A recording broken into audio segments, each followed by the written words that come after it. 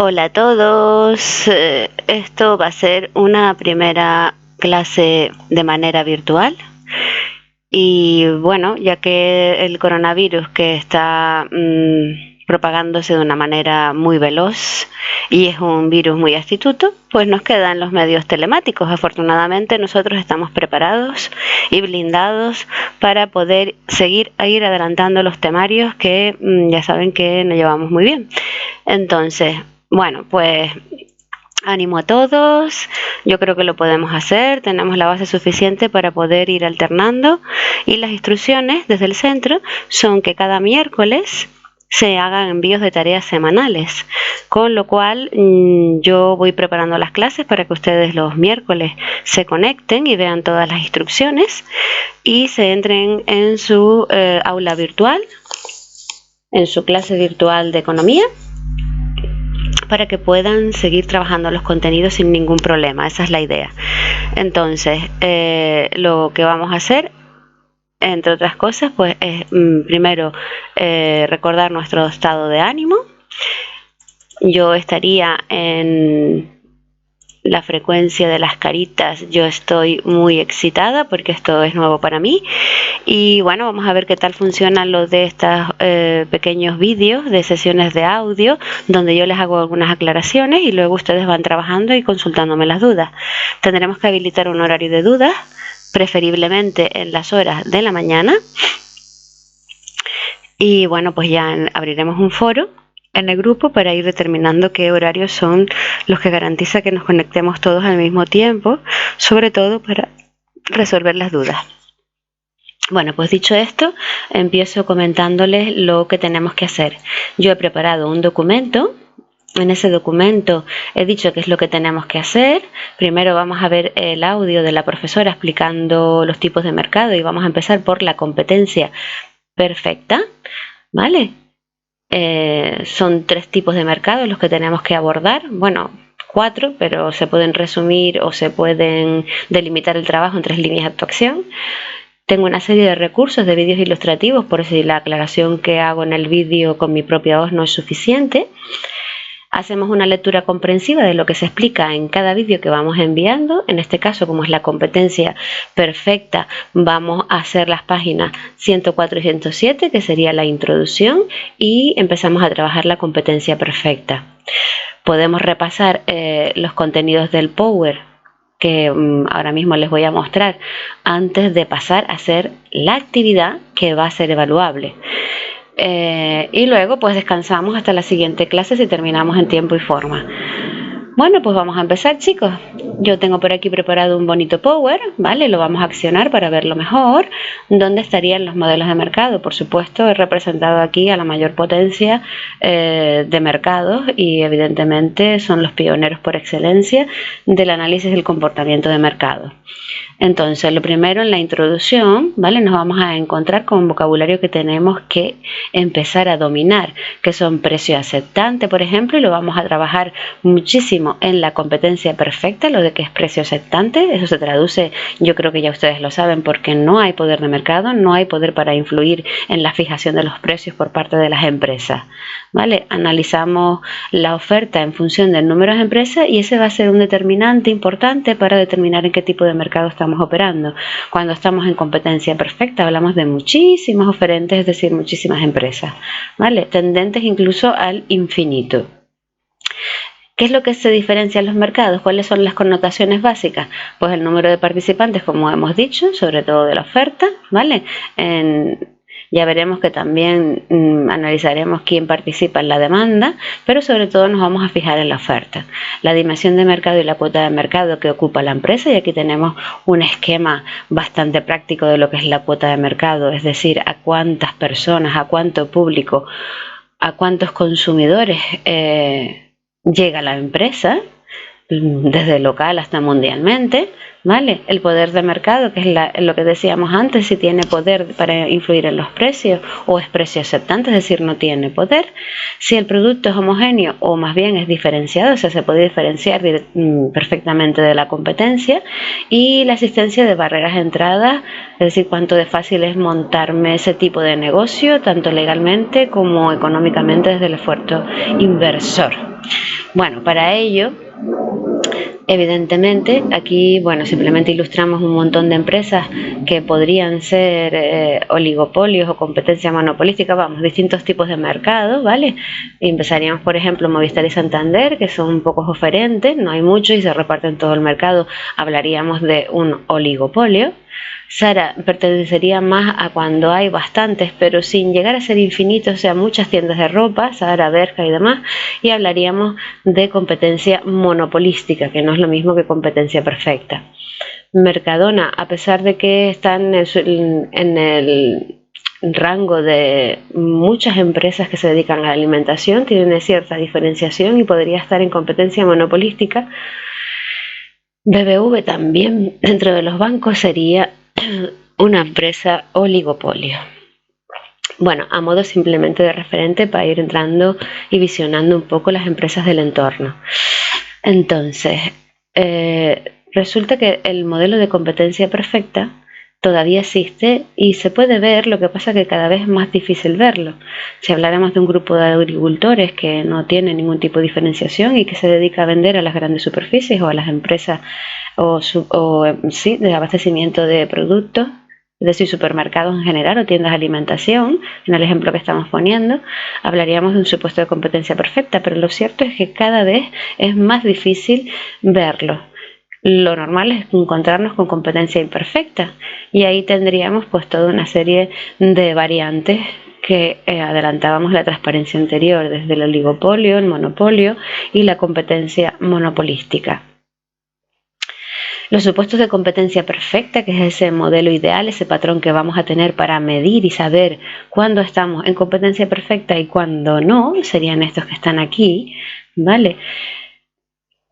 Básicamente hablamos de muchos vendedores y compradores tendentes al infinito, bienes homogéneos, es decir, no se diferencian en nada, me da lo mismo comprarle a Juan que a Pepe, o a la empresa B.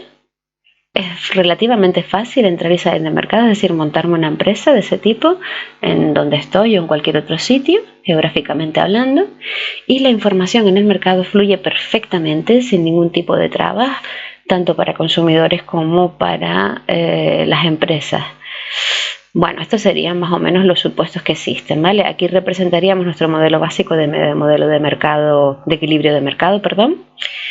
Y digamos que la competencia perfecta es como le hiciéramos una instantánea aquí en el punto de mercado, ¿verdad? Aquí. Y este punto lo prolongásemos en el tiempo, es decir, si solamente tuviéramos que representar este punto, quedaría algo así como esta representación gráfica donde la curva de la demanda tiende a la horizontal y es perfectamente elástica. ¿Eso qué quiere decir? Que da igual la cantidad que yo decida ofrecer, el precio siempre va a ser el mismo, ¿vale? ¿Y eso por qué ocurre? Porque son muchísimos oferentes y la cantidad que pueden ofrecer en el mercado, la cantidad máxima, pues es bastante pequeña en comparación con todo lo que ofrece el mercado. Para ello tendremos que hacer una lectura muy comprensiva de esta parte, les iré indicando a lo largo de esta sesión. Tenemos aquí un cuadro que viene a resumir los tipos de competencia. Estamos ahora en competencia perfecta. Vamos a remarcar solo este, ¿vale? Aunque es conveniente que vayan haciendo ya lectura de todo este cuadrito que está bien ejemplificado, todos los tipos de mercados que vamos a ver. En competencia perfecta hablamos de muchos oferentes y demandantes, muchas empresas y consumidores, vaya. El producto no se diferencia de una empresa a otra, es el mismo, o sea, da exactamente igual comprar en un sitio que en otro. No hay ninguna barrera de entrada ni de salida, es decir, se puede hacer un negocio en cualquier sitio con relativamente poca inversión y no hay ninguna ley que lo prohíba, ni aduanas, ni cosas de ese tipo que obstaculicen que yo me pueda montar una empresa. El grado de competencia es máximo, es decir, si es tan fácil, pues vamos a tener un montón de competidores. La influencia sobre los precios es nula, es decir, al ser tantos nadie podrá influir, es decir, habrá un precio asequible, un punto de equilibrio donde los empresarios podrán vender su producción teniendo una cantidad de beneficios aceptable sin ser una cantidad desorbitante, es decir, y tampoco sin incluir en pérdidas, es decir, un beneficio aceptable. Otras características es que el mercado y la información es transparente, es decir, al haber tantos, pues no hay ningún problema de saber a qué, vamos, que en cualquier sitio donde vayamos sabemos que ese producto estaría a ese precio y con todas las características que ofrece el mercado en general. Aquí nos pone un ejemplo, la lonja de mercado, pero ya nosotros habíamos establecido también otro que era el de un agricultor que vende a las superficies de alimentación. Bueno, volveremos atrás para remarcar los siguientes, pero seguimos centrándonos en competencia perfecta, ¿de acuerdo? Vale, ¿qué tenemos que hacer? Bueno, fíjense que lo que primero vamos a intentar ilustrar es cómo se comportan los ingresos y los costes en este mercado, ya que sabemos de cómo están las gráficas, ¿vale? Entonces, primeramente habrá que hacer lectura comprensiva, ¿vale? De estos epígrafes, el equilibrio a corto plazo y el equilibrio a largo plazo de este tipo de mercado, ¿vale? Y la eficiencia que se da en este mercado, ese comportamiento de los costes. Vamos a ver. El equilibrio a corto plazo, ya un poco lo explicaba yo, es lo que da lugar a esta curva del precio, que va a ser igual que la de la demanda, es decir, el precio y la demanda coincide, ¿de acuerdo? Veremos también que el precio coincide con el ingreso marginal, pero eso a lo mejor lo vemos con numeritos, que es más fácil, igual que estas dos curvas, ¿vale? Que son las del coste marginal y el coste medio, que ya sabemos hacerlo y sería fácil de representar. Vale, en el equilibrio a largo plazo nos habla de cómo se va fijando el precio de equilibrio desde que empiezan los competidores hasta que por fin se quedan los que realmente pueden asumir los costes que se deriven de la producción y tener un beneficio aceptable. De manera que al principio, ¿vale?, lo que se da es una bajada de precio en el corto plazo, ¿vale? Pero luego en el largo plazo van quedando pocos competidores y de alguna manera se consigue subir el precio un poquito. Siempre y cuando, aquí hablamos de beneficios ordinarios, ¿vale? Es decir, las empresas que van a sobrevivir a largo plazo son aquellas que van a tener un beneficio ordinario. No obstante, insisto, hay que hacer lectura y ver todo aquello que no entendamos para aprovechar cuando nos conectemos y resolviendo todas esas dudas. En concreto, esta lectura la tienen ustedes en la página 107. Vale. Para entender lo de la competencia perfecta y su eficiencia, es decir, aquellos sobrevivientes en competencia perfecta serán aquellas empresas que sean más eficientes, es decir, aquellas que tengan unos costes más bajos, es necesario ver el comportamiento de los costes para entenderlo. Evidentemente, este tipo de comportamiento de aquellos que sobreviven y que mantienen unos costes más bajos y por eso pueden sobrevivir al precio que se establezca en el mercado como de equilibrio, será un determinante de eficiencia muy importante para los consumidores porque les va a beneficiar bastante este tipo de mercado. Entonces, aquí tenemos unos datos de una empresa donde se ve la producción de 0 a 7 unidades y el coste total, es decir, costes fijos y variables que representa esa producción. Vamos a ver cómo estaría el comportamiento, también nos daría el precio de venta de cada producto, que si no me equivoco estaban 900 euros la unidad. Pasamos a ver esto ahora en una tabla, se las visiono.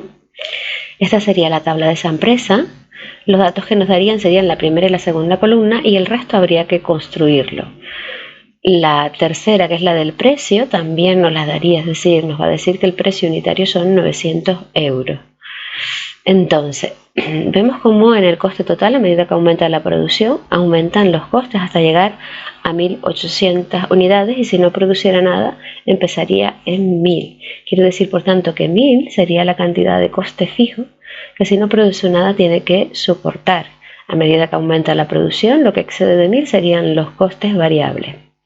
¿Cómo hallamos el coste total medio? Pues fácil, dividimos el coste total por la cantidad, es decir, 1.000 entre 0, por eso tenemos aquí esta primera infinito, después tendríamos 1.300 entre 1, 1.300 y así sucesivamente, la última 6.800 entre 7.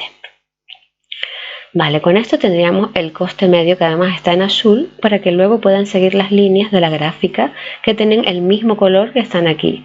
El coste marginal, recuerden que esto viene del principio de los rendimientos decrecientes, y lo que tendríamos que ir haciendo sería zigzag en la columna de coste total, es decir, de 1000 a 1300 van 300. En la primera nada porque no hay anterior, evidentemente también va a ser pues infinito.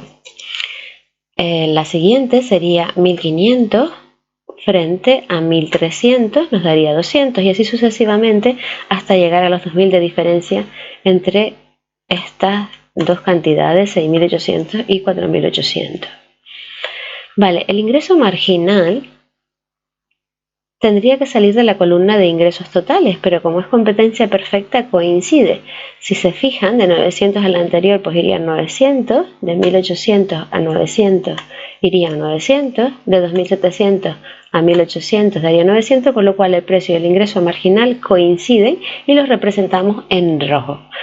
¿De dónde salen los ingresos? Bueno, pues 900 por una unidad vendida serían 900, 900 por 2 unidades vendidas, 1800 y así sucesivamente. Al multiplicar por 7 nos daría 6.300 euros. Los beneficios: en el primer estadio que no vendemos nada tenemos los 1000 de los costes totales, que son los costes fijos. En el segundo serían 1300 de coste y 900 de ingresos, nos supone una pérdida de 400, y a partir de ahí tenemos beneficios, excepto en la última, que tenemos ingresos de 1300 y unos costes de 6.800 que nos arrojan pérdidas, con lo cual demuestra los rendimientos decrecientes que ya conocíamos. Si nos fijamos en esta tabla, fíjense que donde se obtiene mayores beneficios sería el cuarto y el 5 puntos, ¿no? Es decir, cuando vendemos 4 y 5 unidades tenemos la mayor cantidad de beneficios. Pero si luego miramos los costes medios, esta tiene 625 y esta tiene 680, ¿vale? Hablaríamos entonces de que los menores costos estarían en el punto 4, aquí, ¿vale? Y el coste marginal también sería menor en este punto, con lo cual parece ser que el 4 es preferible al 5. Entonces tendríamos que analizar la gráfica y ver cómo se interrelacionan estas curvas y dónde se cortan. Vale, el ingreso marginal en algún punto tendrá que coincidir con el coste marginal, con lo cual el 5 va a ser el punto donde coincidan, ¿de acuerdo? Muy bien. Vamos entonces a ver la gráfica de cómo quedaría esto. Recuerden que vamos a interpretar coste medio, coste marginal, precio e ingreso marginal que coinciden en la misma curva y la cantidad vendida. Muy bien, pues entonces seguimos en el siguiente y aquí tenemos la gráfica. Repartimos nuestro eje de coordenadas, tenemos 7 unidades en cantidad, que es lo que establecía la producción vendida, ¿vale? Y tenemos que distribuir esto a la cantidad mayor. Les recuerdo que la cantidad mayor, vamos a poner otra vez la tabla. Uy, la perdí. La tabla que está por aquí. Y la cantidad mayor que tendríamos que representar de esas columnas que he dicho parece ser que está en 2000, ¿vale? Esta sería la más grande, con lo cual repartimos la gráfica entonces en hasta 2000 euros, ¿vale? Y bueno, simplemente vamos trazando los puntos que nos va diciendo la tabla. Aquí tendríamos la azul, que es la que nos da el coste total medio, ¿vale? Siempre tiene esta forma así redondita, en forma de U, abierta, y por supuesto viene del infinito. Ya sabemos que es que en cero, pues tendrían a infinito los costes. Con el coste marginal igual, va a venir del infinito, también tiene forma de U, pero es así como más agresiva, digamos, la U iría hacia arriba más agresiva y va a cortar siempre en medio al coste total medio. Aquí tenemos la del precio que coincide con la demanda, ¿vale? Y como ya hemos demostrado, al ser competencia perfecta y no variar los precios, incluye con el ingreso marginal, es decir, que en la misma recta representamos precio, demanda e ingreso marginal. Bueno, si nos fijamos bien, la curva del coste marginal, esta que está en negra, ¿de acuerdo?, cruza al coste total medio y cruza a la de ingreso marginal. Pues bien, el punto donde se corta con el coste total medio viene a ser en 4, que ya lo veíamos antes, que era el más preferible desde el punto de vista de la producción porque tenía menos coste, se llama óptimo de producción. Y el punto donde se corta con los ingresos sería el máximo de producción, es decir, que se aconsejaría un nivel de producción entre 4 y 5, ¿vale? Pero nosotros ya dijimos que incluso el 4 parece más preferible porque arroja menores costes, con lo cual los beneficios serían mayores. En cualquier caso, una producción eficiente estaría entre estos dos puntos, ¿de acuerdo? Y estas serían las características de un mercado de competencia perfecta. Si ustedes se fijan, ¿vale?, el coste marginal, aquí donde está más gorda la línea que está pintado no de forma accidental, sino esta vez lo hemos hecho a conciencia. Si ustedes fueran capaces de quitar las demás rayas y dejar solo esta, visualizan solo esta, viene a coincidir, no sé si se han dado cuenta ya, con la curva de la oferta. Quiten todas las gráficas y esta sería la curva de la oferta de esta empresa que estamos representando. Muy bien, pues este sería el comportamiento de las curvas de competencia perfecta. Los costes en todas las empresas, tanto si es competencia perfecta, no siempre van a tener esta forma en forma de U, ¿vale? Si hiciéramos los costes variables, que no están aquí puestos, estarían justo debajo del azul, ¿vale?, con la misma forma, pero siempre con un valor menor, porque no estarían los costes fijos, es decir, solo estarían los variables. Bueno, en fin, hasta aquí la clase de hoy. Entonces lo que les voy a poner en la plataforma es un ejercicio para que puedan practicar y entender bien lo que es la competencia perfecta y el comportamiento de las curvas de costes e ingresos marginales, ¿de acuerdo? Entonces, nada, se encontrarán en la tarea todos los recursos que le he propuesto, los videotutoriales y todo esto, la hoja de instrucciones. Entonces, lo primero que tienen que hacer, lectura comprensiva hasta la página 107, para que puedan ir marcando todas las palabras o cosas que no entiendan y poderlas resolver en un foro. Una vez hayan hecho la lectura comprensiva, si quieren pueden utilizar el Power para esquematizar ideas, que está colgado ya, que es el que estoy utilizando ahora mismo, ¿vale? Y después pasaríamos a visionar los vídeos complementarios que les dejo en la hoja de instrucciones. Para luego hacer la tarea y entregarla, le pondremos de plazo hasta el viernes y recuerden que es evaluable, ¿de acuerdo? Ánimo chicos, nos vemos en el siguiente vídeo.